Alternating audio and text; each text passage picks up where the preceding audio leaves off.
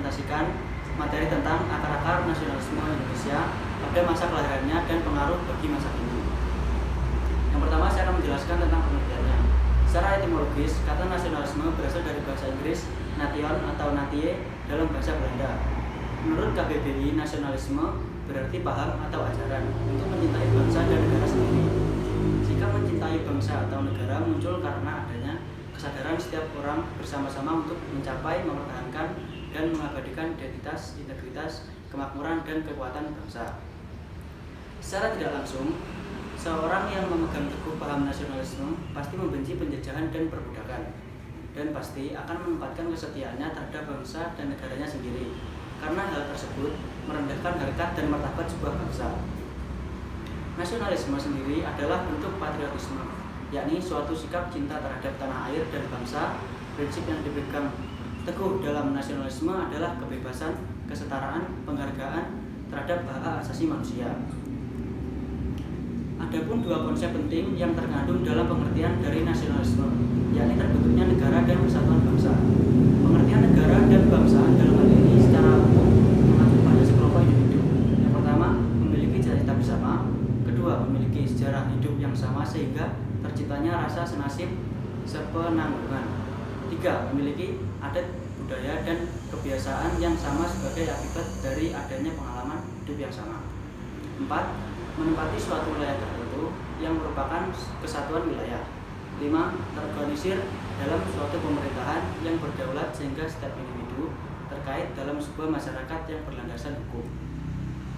Selanjutnya saya akan menjelaskan tentang latar belakang. Perasaan akan timbulnya nasionalisme bangsa Indonesia telah tumbuh sejak lama, bukan secara tiba-tiba. Nasionalisme tersebut masih bersifat kedaerahan, belum bersifat nasional. Nasionalisme yang bersifat menyeluruh dan meliputi semua wilayah Nusantara baru muncul sekitar abad 11. Lahirnya nasionalisme bangsa Indonesia didorong oleh dua faktor, baik faktor intern maupun faktor ekstern. Yang pertama, faktor intern. Yang A, sejarah masa lampau yang gemilang. Indonesia sebagai bangsa telah mengalami zaman nasional pada masa kebesarannya Majapahit dan Sriwijaya. Kedua kerajaan tersebut, terutama Majapahit, memainkan peranan sebagai negara nasional yang wilayahnya meliputi hampir seluruh Nusantara. Kebesaran ini membawa pikiran dan angan-angan bangsa Indonesia untuk senantiasa dapat menikmati kebesaran itu. Hal ini dapat menggugah perasaan nasionalisme golongan terpelajar pada dekade awal abad 11. Yang B, penderitaan rakyat akibat penjajahan. Bangsa Indonesia mengalami masa penjajahan yang panjang, menyakitkan sejak masa Portugis. Politik David Attenborough, monopoli perdagangan, sistem tanam paksa, dan kerja rodi merupakan bencana bagi rakyat Indonesia. Penderitaan itu menjadikan rakyat Indonesia muncul kesadaran nasionalnya dan mulai memahami perlunya menggalang persatuan. Atas praaksara pada kaum intelektual, persatuan itu dapat diwujudkan dalam bentuk perjuangan yang bersifat modern. Perjuangan tidak lagi menggunakan kekuatan senjata tetapi dengan menggunakan organisasi pemuda. Yang C, pengaruh perkembangan pendidikan barat di Indonesia.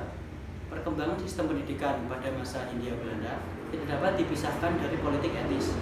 Ini berarti bahwa terjadinya perubahan di negeri jajahan, yaitu Indonesia, banyak dipengaruhi oleh keadaan yang terjadi di negara Belanda. Tekanan datang dari Partai Sosial Demokrat yang di dalamnya ada Van Deventer.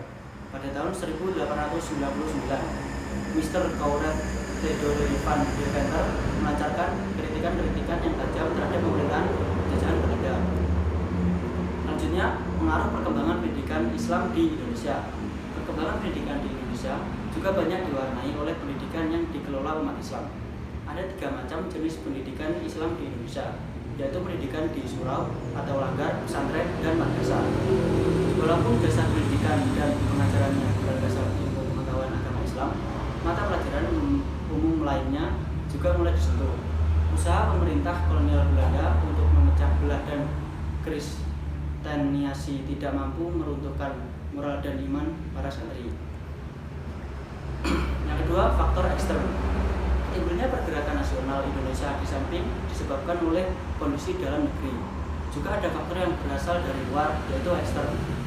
Berikut ini faktor-faktor ekstern yang memberi dorongan dan energi terhadap lahirnya pergerakan nasional di Indonesia. Yang A. Kemenangan Jepang atas Rusia.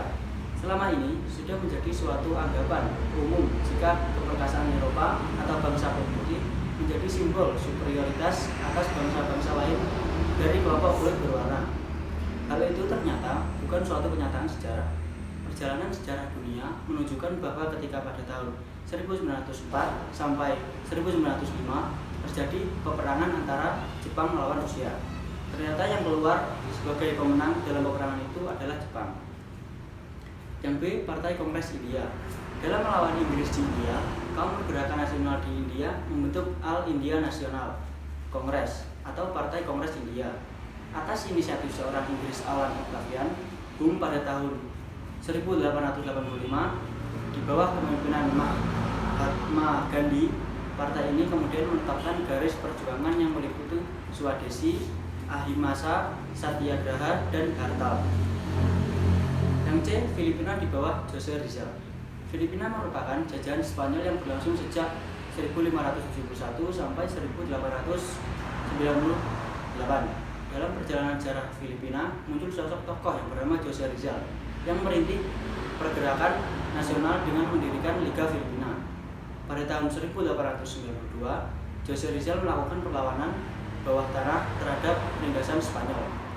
Tujuan yang ingin dicapai adalah bagaimana membangkitkan nasional Filipina dalam menghadapi penjajahan Spanyol. Yang D adalah gerakan nasionalisme Cina. Dinasti Manchu atau dinasti Qing memerintah di Cina sejak tahun 1644 sampai 1912. Dinasti ini dianggap dinasti asing oleh bangsa Cina karena dinasti ini bukan keturunan bangsa Cina. Masuknya pengaruh Barat menyebabkan munculnya gerakan rakyat yang menuduh bahwa dinasti Manchu sudah lemah dan bekerja sama dengan imperialis Barat. Oleh karena itu, muncul gerakan rakyat Cina untuk menentang penguasa asing yang para imperialis Barat dan dinasti Manchu yang juga dianggap penguasa asing. Berikut materi yang dapat saya sampaikan, ada kurang lebihnya saya mohon maaf. Wassalamualaikum warahmatullahi wabarakatuh.